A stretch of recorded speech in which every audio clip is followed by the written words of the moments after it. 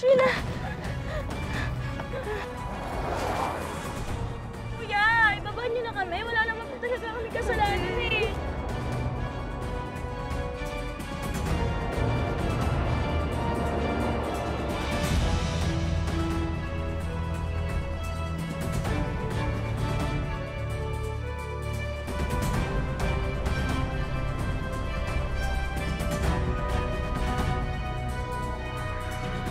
Dito muna kayo. Wait lang naman, wala naman po kaming kasalanan!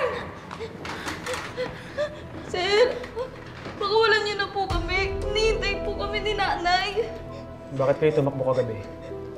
Eh, syempre sir, natakot po kami. Bakit kayo matatakot kung wala naman kayong ginagawang kasalanan?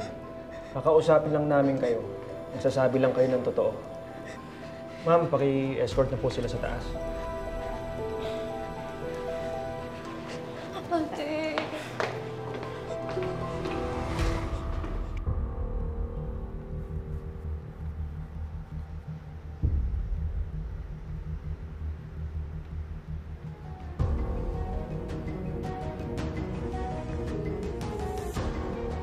Hello? Nahanap mo na? Hindi pa, sir eh. Babalitaan ko kaagad kayo pag nakita ko na. Okay. Sige, sir.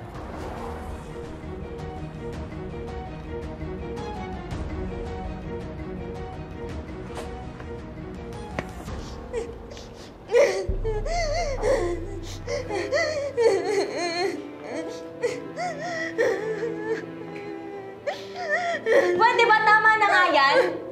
Wala naman magagawa yung pag-iyak-iyak mo eh. Bakit ba? Bakit ba naririndi ako eh? No? Lagi ka na lang galit. Sana si Ate Celine na lang yun nandito. Ah, sana nga! Kaso wala siya. Kasi iniwan niya tayo.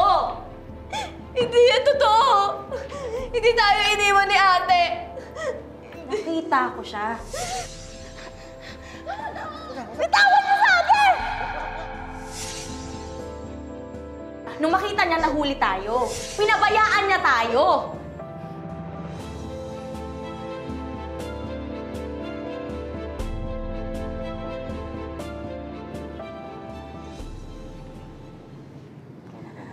Tay, ano kung gagawin ko, Tay? Pag sinundan ko si Carrie at Sheena, sigurado ko hulihin din nila ako, makukulong din ako. Paano si Nanay? Mag-aalala ko yun. Sigurado ako malulungkot siya pag wala ni isasabi na sa tabi niya. Tay, tulungan niyo ako. Bigyan niyo ako ng sagot.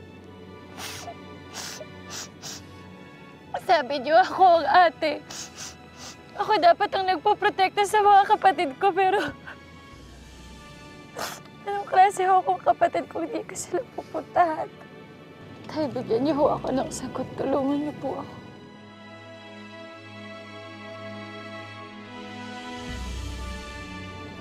Tulungan mo ako. Bigyan niyo ako ng sagot.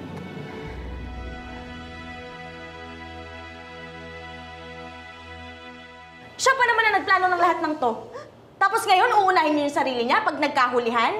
Ha? Selfish talaga yun eh! Hindi ganun si Ate Celine. Never siya naging selfish sa atin. Kasi, ngayon na naman tayo nahuli ng pulis. Ha? Sino nga ba naman ang gusto magpahuli kung may chance naman siya para tumakas? Baka may reason lang si Ate. Baka hihingi siya ng tulong. Gina, tigil-tigilan mo nga yung pagiging optimistic mo. Wala nang tutulong sa atin. Walang nanay, walang tatay, walang kahit na sino! Hindi yun pwede. Hindi pwedeng wala si Ate Celine. Wala na nga si tatay eh. Si nanay nasa ospital. Sino bang kakapitan natin? Eh, di ba halatay sa buhay natin?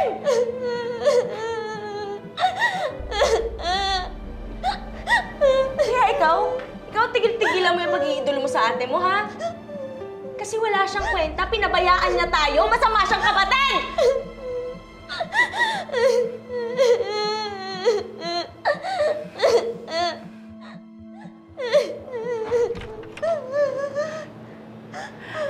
Ate!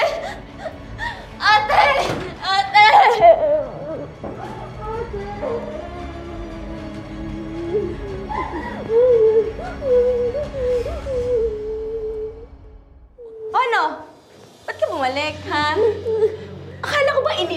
ate. Umalis ka na! Traidor ka eh, no? Ate Kari, tama na! Tama na! Traidor yan! Naiintindihan ko naman kayo eh. Sorry kung tumakbo ako, nagtago ako. Takot din kasi ako eh. Pero pangako, andito ako bilang ate niyo, poprotektahan ko kayo. Hindi ko kayo iiwan o tatraidorin. Sorry kung pakiramdam niyo iniwan ko kayo. Pangako, hindi na yun mauulit. Sabi ko sa'yo, Ate Kari, may reason si Ate Celine. Sorry.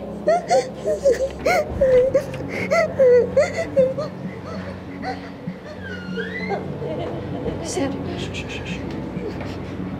Ang nanay ninyo ang nasa ospital, tama?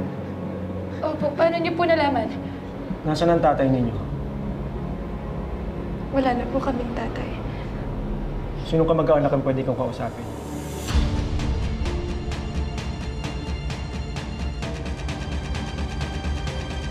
Hinuli na ng mga pulis yung mga anak mo. Pero wala ka pa ring malay. Alam mo kung anong tawag dyan? Karma. Yabang-yabang mo kasi. Pati kapatid ko inagaw mo sa akin. Lahat ng nangyayari sa'yo na to, karma mo yan.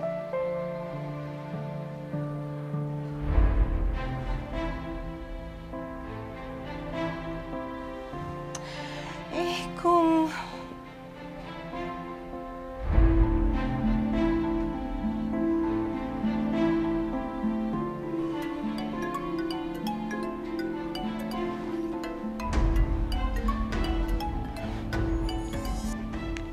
Hello, sir.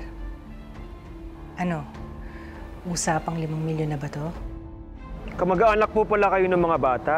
Hindi nyo naman kami in-inform. Iniimbitahan po namin kayo ngayon sa presinto.